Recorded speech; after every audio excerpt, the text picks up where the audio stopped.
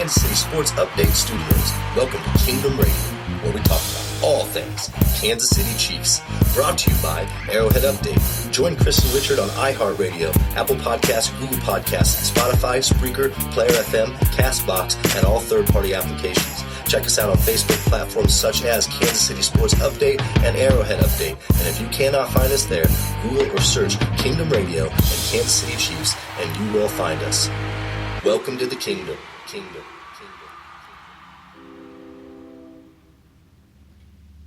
How's it going, Chiefs Kingdom? It is Sunday, August 11th, and look, the train was rolling through Arrowhead last night, and the Kansas City Chiefs really controlled the whole game against the Cincinnati Bengals, 38-17. And with me today, I have our senior NFL analyst, kris-chavez, to help break down this game. But what a game it was. How about that, Chris? What did you think of this 38-17 butt kicking that we gave Cincinnati, even though it was a preseason game? It was a great game to watch. Chiefs were in control from the very beginning. We looked great. I think, overall for me, I would like to say first and foremost that the key word in my mind, as far as our team as a whole, even first string depth, everything, we look sharp. I was a little disappointed that, we gave up a touchdown to Cincinnati against our first string defense. But I mean, hey, that's the first time they took the field. I think we're doing all right here. This was a fun game to watch. And look, I want to start off by saying, Darwin-Thompson, we're gonna ink that man in. That man needs a legitimate spot on our roster, and I think that Tremon Smith, you might be out the door. Tell me what you think about that, Chris. Do you think Darwin deserves a spot on the roster?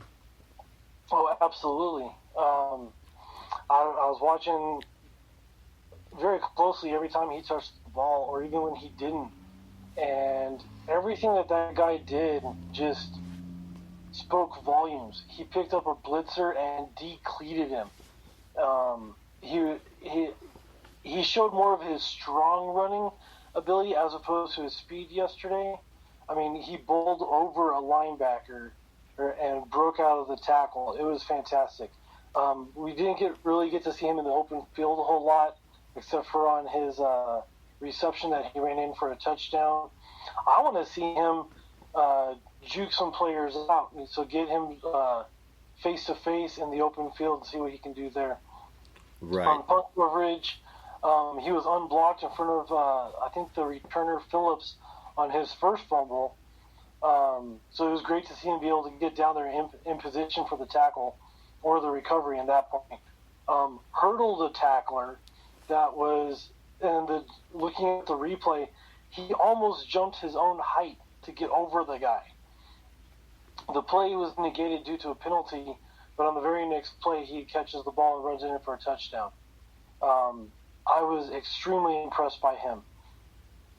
And that was one of the guys that I was excited, about coming out of the draft, and said that he could be our Darren Sproles-like running back, and he looked every bit of players like Darren Sproles and last night's game. And look, we're going to rewind a little bit, but I really wanted to, touch base on Darwin Thompson, because this guy, in my mind, was the one who stuck out the most outside of who we thought would stick out. But I want to go back here. Let's do a scoring summary here of the game, because I really want to hone in here on Patrick-Mahomes and his first drive, because he looked perfect. We all expected him to look perfect, but that 38-yard dime that he dropped into Kelsey was a great throw, and he's just picking up where he left off, and then Carlos Hyde getting the 1-yard touchdown. It's really nice seeing Hyde get in there, and look, that's a big deal for a player like Carlos Hyde to get a 1-yard touchdown run on the first drive of the season. I think is critical for a player like that, especially with a running back by committee like we have. Obviously, Carlos Hyde is probably going to be our third down and goal line running back. But what did you think of that first drive? Can I break it down a little more and tell Kansas City really what we had here in this first drive? Well, based on the play design, there was 4 passes and 2 runs. We were trying to set a tone or set a rhythm, anyways, in the passing game. And Mahomes connected on all 4 of his passes to Kelsey, to Blake Bell, to Sherman, and then I forget who the last one was to. He ended up having to scramble. He took it in from the 10 down to the 1, and on the very next play, Carlos Hyde runs it in for a touchdown. Very well designed. We never hit the same receiver twice. It was fantastic to watch. And I think that's, something I want to touch base on here real quick is throughout this game, 16 different receivers for the Kansas City Chiefs had a reception in this game. And 5 different Chiefs scored a touchdown in this game. So this was a very well-coached game, and I also want to say that these players went out and executed on all sides of the ball, and it was a lot of fun to watch. And that's why I say this is a sharp team, is it didn't slow down after the first drive. We get into the second quarter, and, McCall Hartman has a 17-yard end around from Kyle Shermer and takes that in for a touchdown. And let's talk about the speed. Does this guy not have he nearly has Tyreek Hill speed? The way he turned it on, and he kind of has the same footwork as Tyreek Hill. And that play was almost the exact same play that Tyreek Hill turned heads on. I don't know if that was just a what's the word I'm looking for? Was that an end around that Tyreek Hill turned heads on Denver? Not quite. I mean, it's the same play, but it's like just this little forward toss to the crossing receiver. It counts as a pass because it's a forward pass as opposed to a backwards pass, which would be a handoff. Okay, and so that's just one of those things. Technically, it's a pass, but it looks like a run. But for him to show that speed, let's talk about that for a second, Chris. What did you think when you saw him get into the open field and make the cuts the way he did? Did he not look like, a young Tyreek Hill? Well, I still think Tyreek Hill is young, but yeah, absolutely. As soon as he turned the corner and turned upfield, I yelled, "Holy cow!" Oh, that speed impressed me. I knew the guy was fast. I've seen him run, but to see it on tape and how much faster he is in pads in comparison to everyone else on the defense, it was incredible. Yeah, he turned on the Jets, and it was really just the McCall Hardman show on that play. And yes, like you said, Tyreek Hill is not old, but let's be honest. In Chiefs Kingdom, we've never had a Tyreek Hill come into the league and then turn around and then bring in a McCall Hardman. The Chiefs have never seen 2 wide receivers on the team like that, even with Sammy Watkins. I've never. That kid can fly. Those wheels are turning, and he's on a whole other level like Tyreek. Oh, absolutely. This year's going to be fun to watch with as much speed as we have in the offensive wide receiving depth. Right. And so, okay, at this point, it is 14-7 Kansas City. And then in the second quarter, Harrison Butker got into action with a 35-yard field goal and made it a 17-7 game. Let's talk about the Chiefs starting defense. How do we do here starting out? And do you think that we looked good, even though they scored on our defense? Do you think that we slowed them down more than our defense would have last season? I feel like, and I kind of missed the first drive because I was having some app difficulties. But based on what I've read as far as the breakdown of that first drive, we were missing several key components to the first team. So it was kind of a thrown together first team where these guys hadn't all played together before. And we ended up having a turnover we got a turnover, and it was overturned by the referees. And there was some argument there that it should have been called the other way and the Chiefs should have gotten the ball. But whatever, the refs are going to be the refs. You have to accept that.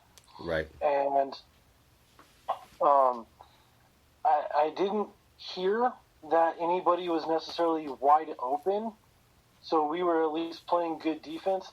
And then on the touchdown, it's just their offensive line just kind of pushed through us a little bit, and they got the necessary yardage to get into the end zone. You can't keep an offense, especially an NFL offense, from scoring every single drive. Right.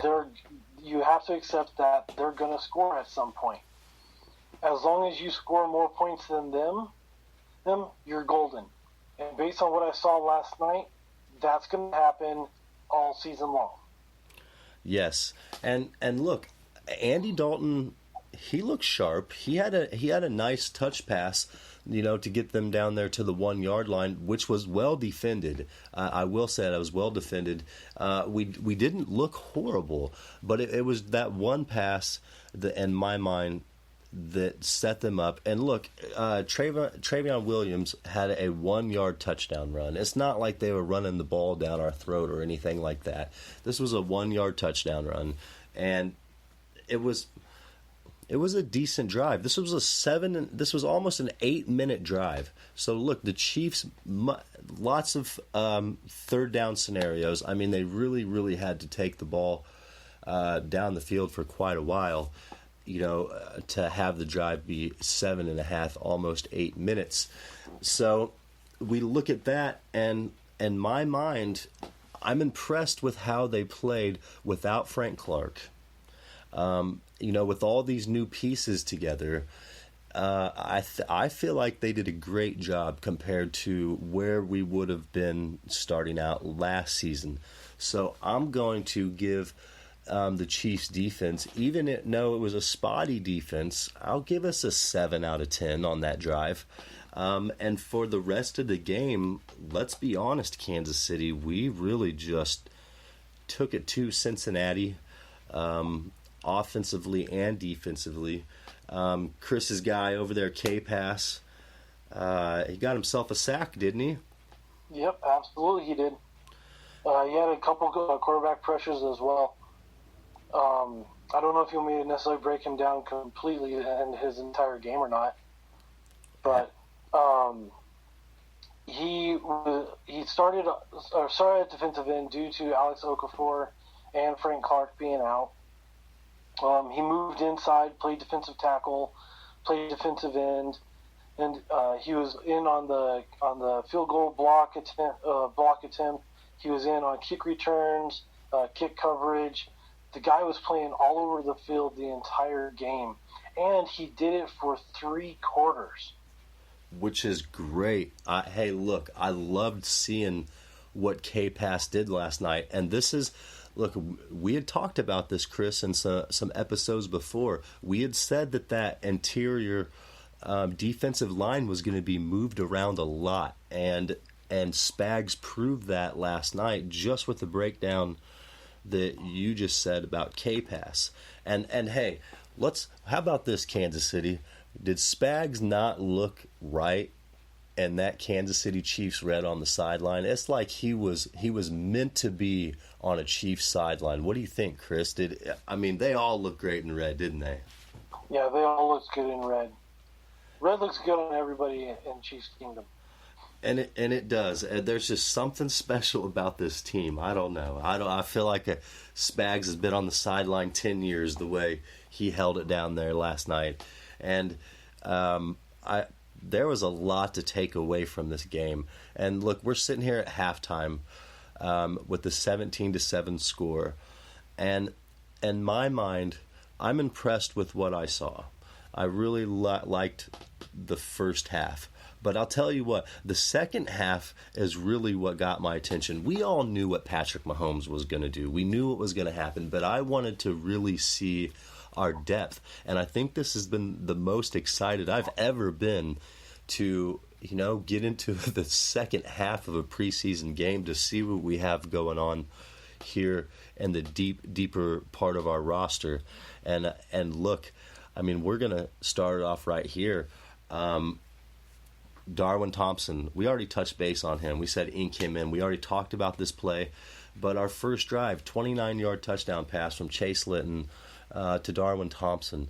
That was a great receiving touchdown, and that's Darren says Darren Sproles all over. I can't emphasize that enough. This guy will be our Darren Sproles, and I can't look over this. I got to say this. Chris, last night as we're watching this game, he sends me a message and he says, "Ink Darwin Thompson in what for the next 6 years?" It was a funny message, but he's right. This guy right here is an exciting player, and look out for him. He's gonna make our roster, and I hate to say it, but Tremon Smith, you're probably out the door, my guy.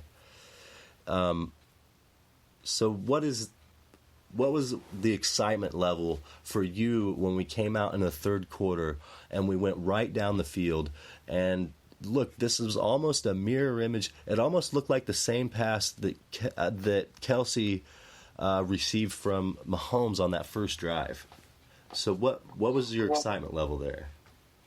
Oh, it was fantastic to see him come out on a little crossing route, and essentially right after he makes the catch, all the way up until he gets down to, I want to say it was like the 4 or 5 yard line, and almost completely untouched. The wide receiver downfield making a block. Everybody's doing everything right, and it wasn't just Thompson on that one, but seeing and I don't know who the receiver was, but everybody downfield making blocks, and Thompson being able to read those blocks and know exactly where to get into the end zone looks great. And on the play just before that, I just want to make another comparison with the leap that didn't count. It reminded me very much of Kareem Hunt. Kareem Hunt's ability to hurdle tacklers. So we've got the best of world in Kareem Hunt with Darren Sproles here in Darwin Thompson. Yes, and it's going to be fun to watch. And this is one of those scenarios that you see a guy like this have a breakout game like he did. It's hard to ignore. And I don't think that we should here in Chiefs Kingdom. But that was a great way to start out the third quarter. And for me, that was exciting, especially,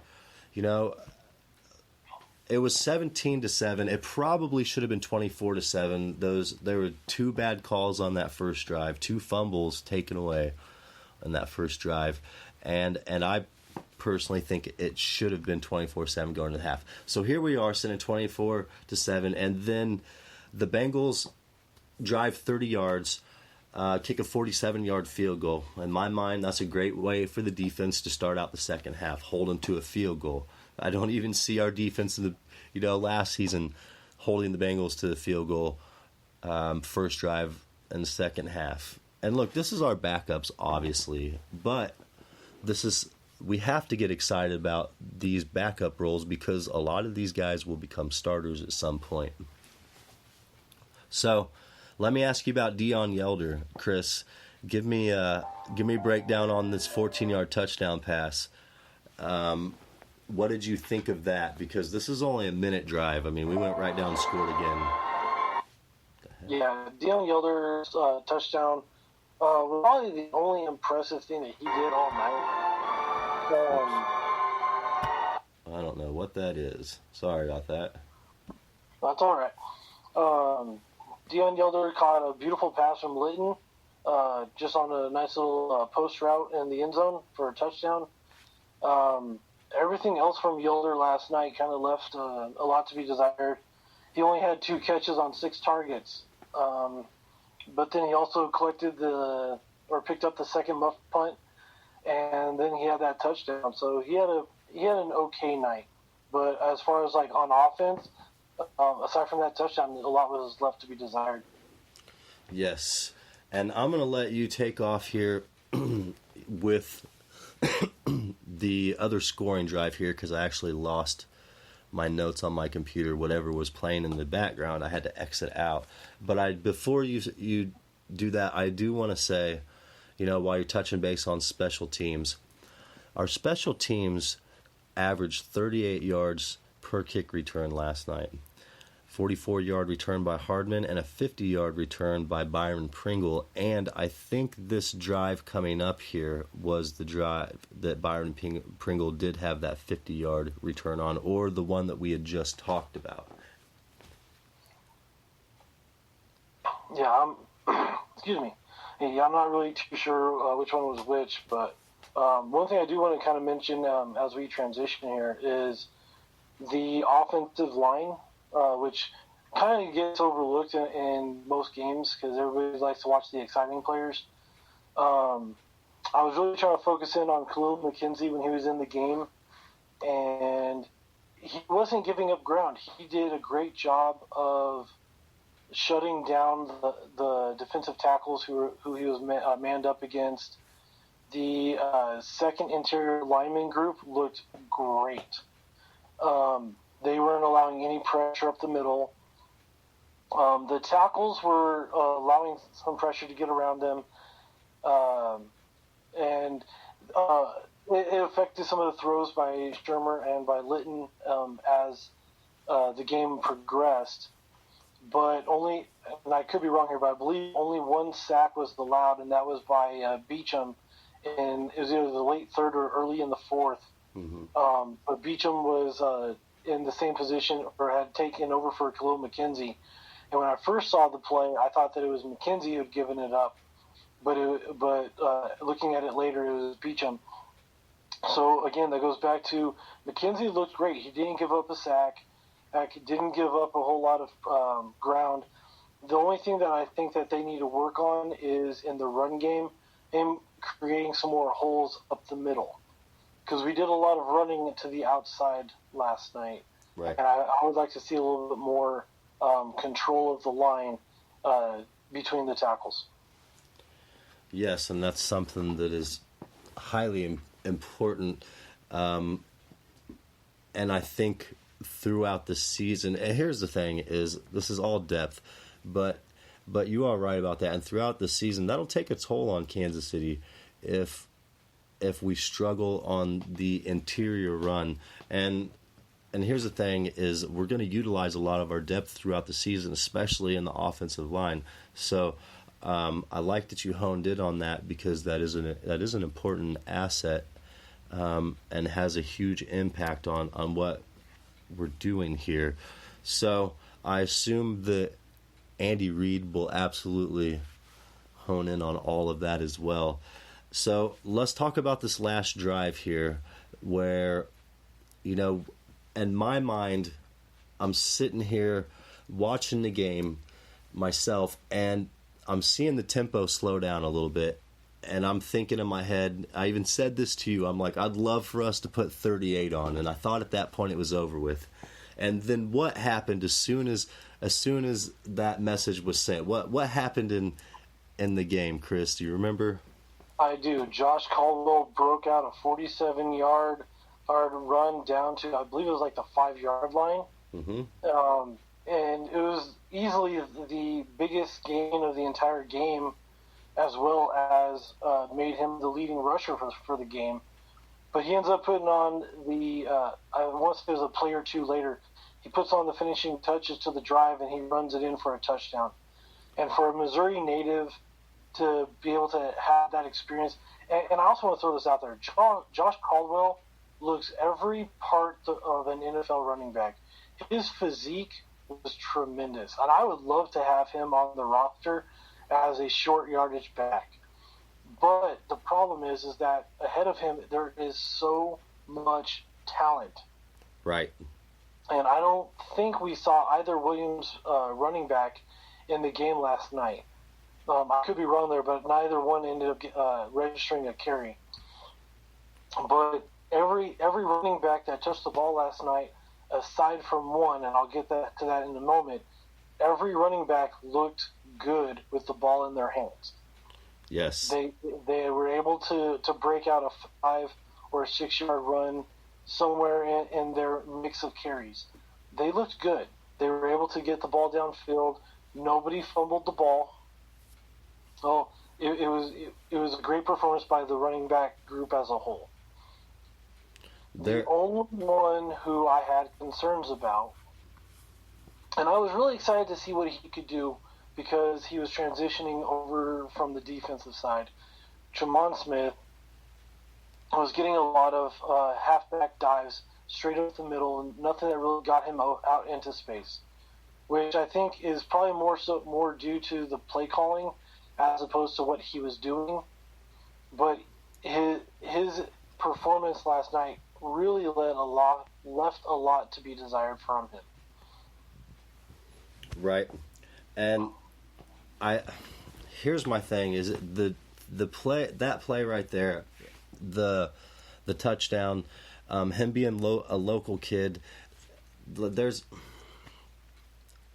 a lot of stuff that is going into this depth chart, and this is exciting, but it's also frustrating too, because there's so much talent and we're going to have to let a lot of it go.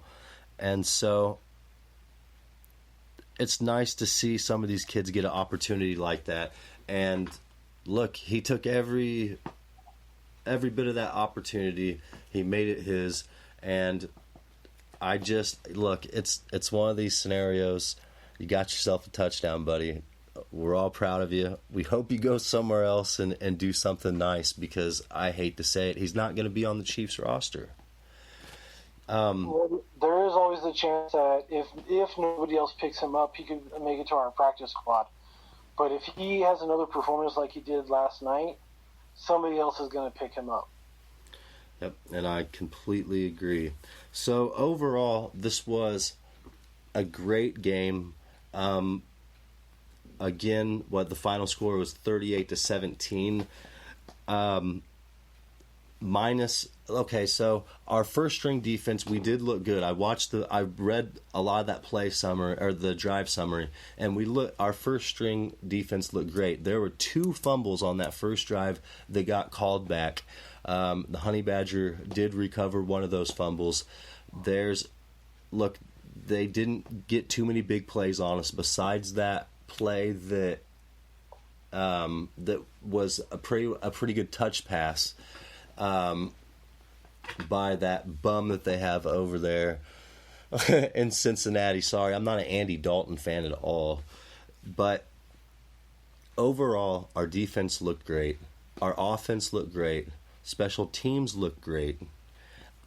All around, as a whole team, we dominated Cincinnati. We looked organized, we looked well prepared, we were very well coached, and every player knew what they were doing on the field. This was a great way to start out the season and see just how far advanced our team is compared to other teams. And I know Cincinnati is not, exactly that team to write home about, but they're not they're not a slouch either. You still have to play Cincinnati. And look, we held the Bengals to 21 rushing yards. When was the last time the Chiefs held a team to 21 rushing yards? I can't even think of a time that they've done that. And like I said, I know this is all depth, and our depth is way better in Cincinnati. But this was the first game of the season, and I don't remember a Chiefs team that was as well prepared as we were last night. So, hey, look, that's hats off to Andy-Reid, Steve Spags, Veach, everybody in the front office, the coaching staff, for having this team well prepared, because we are very well rounded, and we haven't seen a Kansas City Chiefs team like this in a long time. So this is honestly, in my mind, was the most exciting Chiefs preseason game I've ever watched. What do you Chris? What do you think? Was this an exciting game or what? Oh, absolutely it was. Watching all of the young talent, the new talent, come in and kind of show off what they can do was incredible. I just want to kind of touch on what you were just mentioning as far as the preparedness. Our offensive line only had one false start the entire game, and that was Cam Irving, and I think it was like late in the third or early fourth. That shows a lot for the preparedness and the comfortability of these offensive linemen being able to know the snap count, remember the snap count, and then just hold their position until the snap. In years past, even in preseason games, you'll see several false starts just due to nerves or whatever by the third or fourth string linemen. We didn't see any of that last night. Defensively, yeah, there were a couple penalties, but everybody, aside from one major penalty, it's all kind of like, okay, that happens. It's okay. We didn't have any false or encroachment penalties. We didn't have any offsides penalties on defense. It was incredible. The only defensive player who I have to kind of take his head off for a minute is DeMontre Wade, who got DQ'd for a helmet-to-helmet hit that didn't need to happen. Right. That was probably like the most boneheaded play, especially for him, because he needs that experience of being on the field and working with that team. So I'm really upset with him right now, but I know that Reed and Spags will get him turned around and moving in a positive direction for next week. And look, he needs to make the best of his opportunities, and that doesn't look good when you get disqualified, when you're trying to make a roster here. So, yes, he needs to sharpen his edges there and get back out there and show Chiefs Kingdom what he can do. Look, I was really pleased with Byron Pringle, what we saw out of him in special teams. Deon Yelder got in there with a touchdown reception. You touch base on the defense. We had 3 sacks on the defense. Your guy K-Pass had a sack. My guy that I am high on, Braylon Speaks, he got himself a sack. Who was the other sack in the game? I believe it was Rob McCray. Okay, so 3 sacks in the game for defense. We really look good all around. Like you said, besides that bonehead play that I don't understand it either. I know the passions are running high and the energy's high, and there's a lot at stake here, but you got to play smart. And let's talk about one more thing, that final interception. Would you have tried to run it in for a touchdown, or would you have done what he did and gone to the ground? Because that was a smart play. It was an extremely smart play. It shows his football IQ. If he goes and runs it off and tries to return it for anything, I can't fault him for that because he is trying to show his ability and his skills with the ball in his hands. But he was aware enough that if all I have to do is go down at this point, we have the ball, and then we just run the clock. That's the smart play. Because what happens if on that return he ends up fumbling the ball and the Bengals return it? Right. That 21-point lead then becomes 14, and the Bengals then think that, okay, with a onside kick here or recovery here, or we get another turnover, or we can be right back in this game. Right. And, hey, so he made the smart play. He fell to the ground. Chiefs run the clock out. We win 38-17. It's just preseason, but it was something to get excited about, and it was a lot of fun to watch. This, like I said, this was the most entertaining preseason game I've seen in a long time from the Chiefs, and I look for that to continue next week. We have the Steelers at Pittsburgh, and that'll be a fun game too. So we'll see how that goes. But Kansas City, hey, week 1 is in the books. Chris, I appreciate you being on the show as always. It's fun talking Chiefs with you. And, hey, we'll continue this excitement into week 2. What do you think? Yeah, it sounds great, man. Before we take off, there's just two more guys I want to mention. Yes. One that we had mentioned, like keep an eye on him, and Lovett, the kind of Swiss Army knife player that we have in our backfield, so to speak. He was running great routes and caught both throws that were thrown to him, and one of them was a tremendous little stop where he let the linebacker who was covering him run downfield, created the space that he needed to make a wide open catch, and then turn and run the ball upfield a little bit.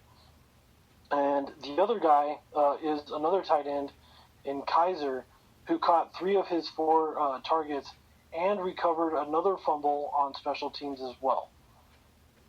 Both of those guys at tight end had tremendous days, as well as Blake Bell. The only tight end who kind of has a bit of a negative there was Yelder. Well, Yelder also had a touchdown reception from Trace Hilton. So, look, there's a lot to take away from this game. We could talk about players all day long, but the fact of the matter is we look sharp all around. Another fact is it's going to be hard to make these cuts to trim down our roster. But, Chris, again, hey, thanks for being on the show today, dude. We have a lot to look forward to here in the next few weeks, but I cannot wait for the season opener. That's when things really take off. But we're going to stay focused here on the depth because I think that's what's important, and staying healthy all the way, all 4 weeks of preseason. So with that being said, thank you for being with us, Kansas City. Look, we started off the season with a win. Let's continue that, and let's make this Super Bowl run one of the best seasons that we've had here in Chiefs Kingdom. So, Kansas City, you have a great day. I hope you enjoyed the show.